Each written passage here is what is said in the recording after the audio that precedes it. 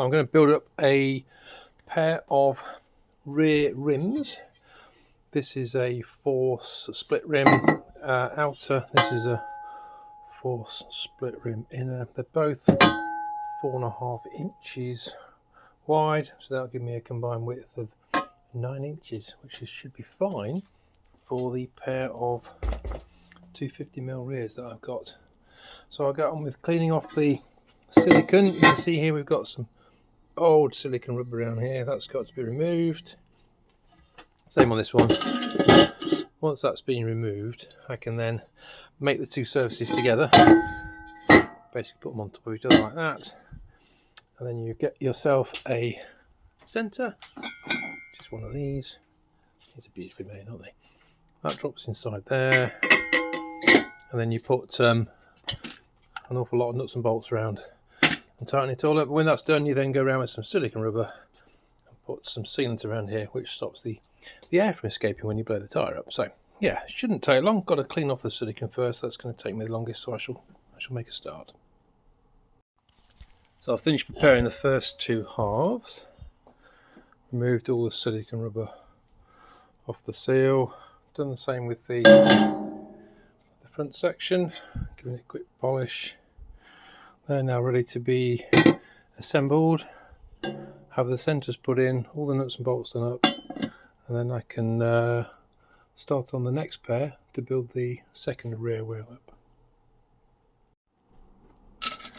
Right, so the centre is in the centre of the wheel. The two halves are put together. We just basically take all these fasteners now and put them down through the holes so that they go through both surfaces. And when all those, I think there's 24 bolts are inserted, we then spin the wheel over, put the nuts and the washers on the back, and then do them up tight. And once that's been done, we then get some silicone rubber and basically apply a bead all the way around here just to seal the two halves together. If you don't do that, then the tyres won't hold their air, obviously. Just leak out. So I'm just going to pop these in here, and I'll remove this blue box full of nuts and bolts and start pushing the bolts down and screwing them into place. I think there's 24 altogether. Here we go. These are just zinc plated, not titanium or anything clever like that. They have to do a job. You can't afford to have fancy bolts if they're going to break, can you? Right, so one more. Just there, that's done. Remove the box. And sometimes if you give it a little wiggle, they just drop down. These are going to need to be screwed down into the. Oh, that one goes through all right. Just got to force them all the way through.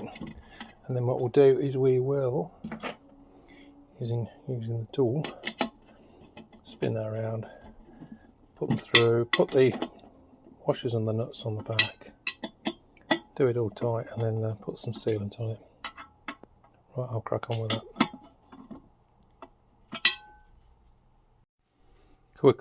Quickest way of putting these in is just to use a cordless power tool on the lowest torque setting so you don't do any harm. And then spin them in, just go around there. That doesn't want to go in, they will go in. A bit more torque.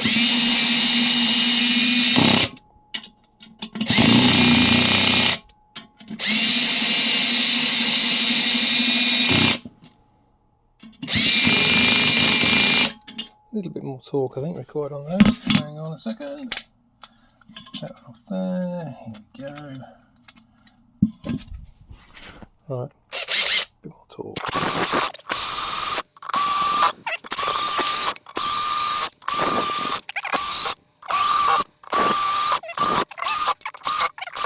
Okay, right, so if I now lift the wheel up, I'm going to put my cordless drill down. There we go. Both halves are now joined together.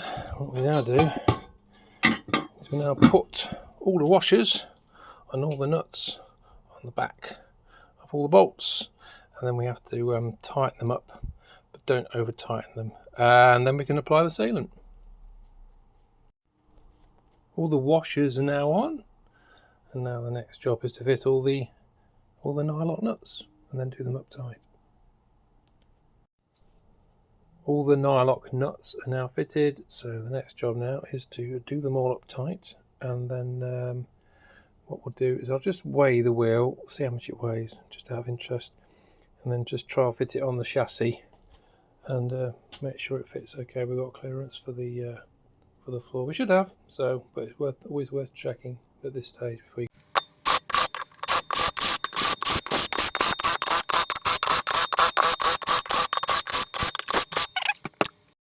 What we'll do now is we'll just make sure the wheel fits on the hub without any clearance issues. It should do. Put that in there. I can get the studs to go on into the little holes. There she goes, and she's on. Right, here we go. Plenty of clearance this side. Loads of space down here. Yeah, that's really good. Okay, so I will now torque up the nuts and bolts properly and then put some sealant around it to get it ready for having the tyres fitted. Right, that wheel is now done. All the bolts are tight. So the next stage is to put the silicone rubber around the seal, around the gap between the two sections, just to seal it. What I'll do is I'll actually start building the second rim. I'll put that one down there. So I've got another pair of sections. There's an outer, shiny. That's quite clean actually. I don't have to do a great deal to that to get that to fit. And this other one here, this is what I'm recycling. I'm going to use it again. Again, I've got to clean all that silicone rubber off. I'll crack on with that and get that one built. Right, I've cleaned the silicone off the back of the faces of the two rims. This one had the most silicone on it. You just basically scrape it off. I use a vinyl lettering device for pushing vinyl down. You just do that, it all comes off. Give it a good clean, give it a polish, make sure there's nothing on the surface. And then what you do is you obviously take the outer, place it on the inner, like so. You then get the next centre section. These are machined by Force Racing. Really are very, very strong. Great bits of kit. Position it so that the logo is next to the valve, and then we will go through the same process again, whereby I pit all the nuts and bolts and do it all up, and then I can be in a position again to torque everything up, and then we can seal it. Just got to get that to line up. There you go. First one's in. I'll go through and do all the rest now. It's as easy as that. There's no, they're not complicated, split rims. As long as you're clean and you get the mating faces clean of any silicone, then you'll get a good seal. So what I'll do is I'll fast forward and I'll fit all the other bolts and then do it all up. Right, this is the second wheel. I'm just putting all the bolts in using the screwdriver. Cordless drill, sorry.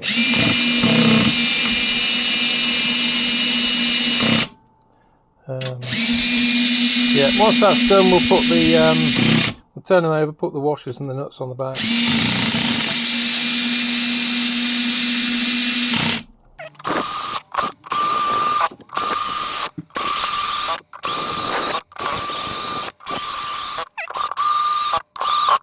That's all of them done up. Put the drill down. Pick the rim up, hopefully it won't fall in half. There you go. So putting the bolts through has already pulled the two sections together. Oh, one of them's fallen out. I'll put that one through again in a second. So now we put all the washers on, and then we put all the nuts on, and then I'll do them all up again.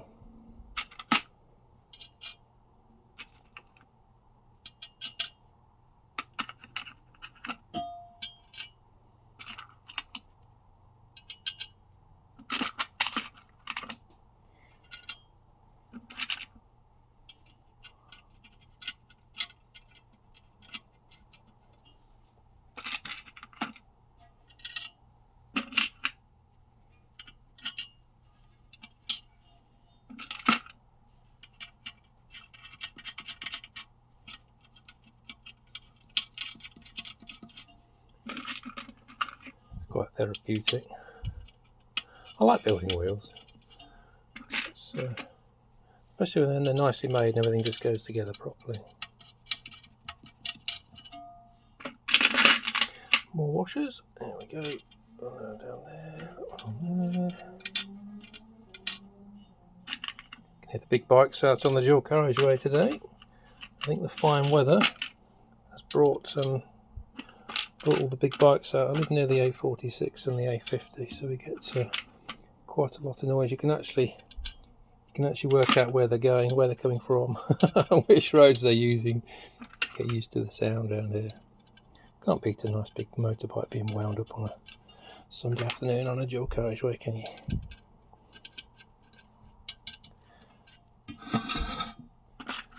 I think we've got an Audi R8 in town as well, which comes out to the village sometimes. You can hear that in the mornings. Crikey, that's noisy. Big V10, lovely sound. So a couple of bolts have fallen through, that's fine. I'll just poke them back through again. And then put the washers on, and then the nuts on. You always get a couple of loose ones. You think they'd all be loose, but they actually bite into the aluminium a little bit as they pull through, so which is fine.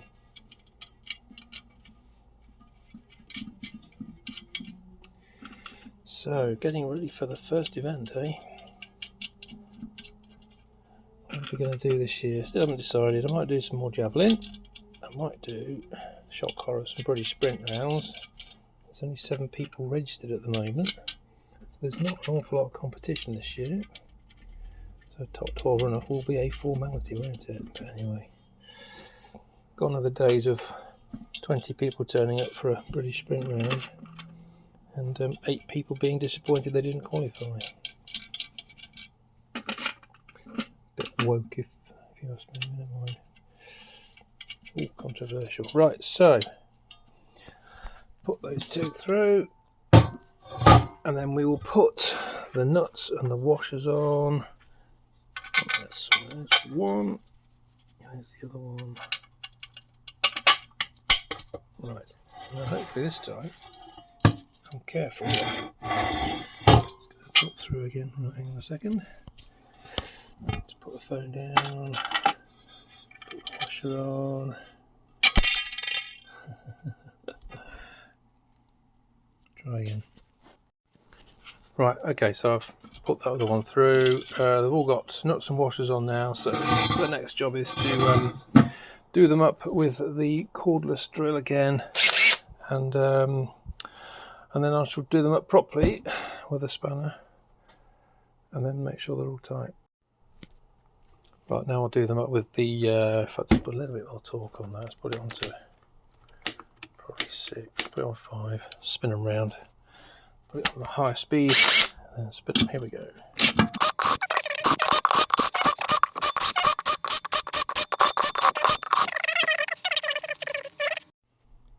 Right, I've gone around all the bolts and nuts, done them all up really tight, and I'm now ready to take that wheel off the bench, make sure it fits on the car, and then we can have a look at running some silicone sealant around them.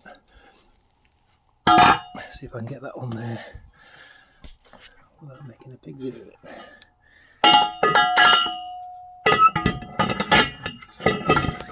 There you go, that's on. The way they fit is they've got a single nut which fits in the centre. Just goes on there like so. And then when they're done up tight, you don't need to taut them up. You just do them up tight enough. With the car with the 4 wheels on the ground, you know how tight enough is, don't you? And then you just put the little red clip here, and that goes through a hole in the centre of the hub. If I can see it. There's a little hole there, yeah, like that. And then if the nut does come off loose, it can't actually come off. That just stays on the wheel like that as you're driving it. Plenty of clearance, big gap here to the floor, which is good. Yeah, fine. They're good. They run true. No problems at all with them. So what I'll do is fact, I can put the sealants on here, this might be easier. Right, try and film this. Okay, so sealant into the gap, rotate the wheel around as you're doing it. Try not to get any air pockets. That's the important thing. You don't put too much in because you'll only end up taking it off. So I'm going to keep squeezing the trigger at the right rate and then rotating the wheel. A little bit of a gap there will be okay. Around with the finger afterwards and give it a spread round into the channel. Right, second trigger, here we go. I can just see the start now. Okay, try again. It's practice. I haven't got much practice. See what I'm doing there? Just fill in the gap. There we go. Back to the beginning. Take the gun off. Now I'll put that down there so I don't get it on the car. Let's get a wet finger. Just gently place it in the groove in the channel. And go around with the finger. Just so I've got quite a lot on my finger now. I don't want that, so I'll get rid of that. Right, I'll do the second one now. Same as before. I'll try and use a little bit less sealant this time. Doesn't need much, does it? As long as it goes down into the channel, then you don't need to do a great deal to wipe it off.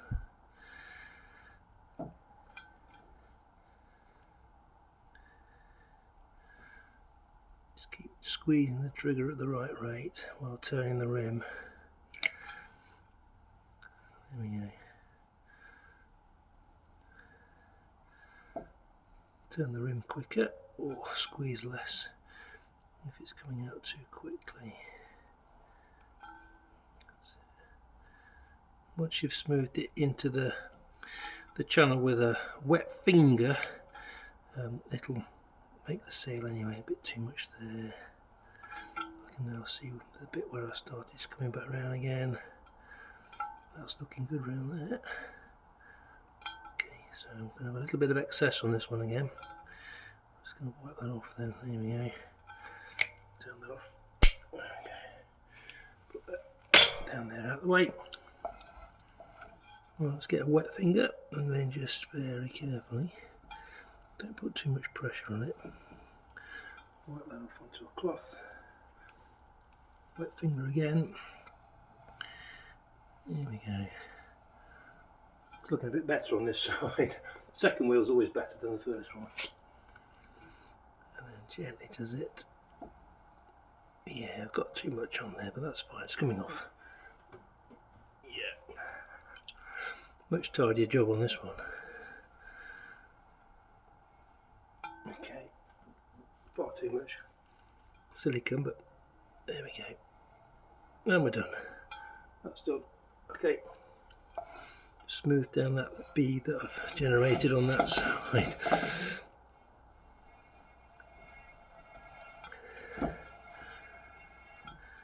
It's not double glazing, no one's going to see it.